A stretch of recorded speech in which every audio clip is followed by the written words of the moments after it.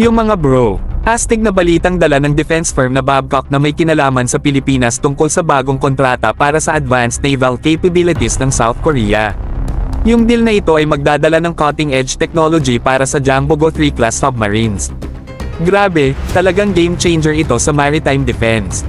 Ibinigay ng Hanwha Ocean ang kontrata sa Babcock para mag-manufacture at mag-install ng Weapons Handling Launch System (WHLS) sa 6th submarine ng class na ito. Pero hindi lang yon. May plano rin ng Babcock na i-equip lahat ng submarines ng air turbine pumps at programmable firing valve launch systems, kasama na ang Korean Vertical Launching Systems, Hyunmo Ballistic and Cruise Missiles, at indigenous combat systems and sensors. Napakalakas talaga ng firepower nila. Hindi biro yung mga submarines na ito, mga bro.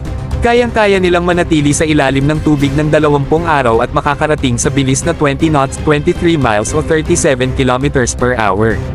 Sa cutting-edge technology na ito, hindi nakakagulat na sobrang sikat ang mga submarines na ito sa defense world. At dito yung mas nakakapagpasabik, nag-extend ng offer ang Seoul sa Pilipinas para sa 2 high-tech submersibles na ito. Bahagi ito ng strategic move para makipagkompetensya sa iba pang heavy hitters tulad ng France at Spain. Mataas ang stakes at intense ang competition, pero isang bagay ang sigurado, ang mga submarines na ito ay talagang dapat bantayan.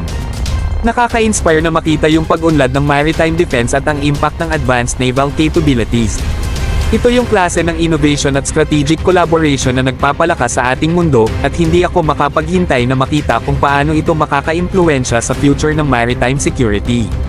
Abangan natin, dahil tiyak na mas ligtas na ang karagatan sa mga darating na panahon.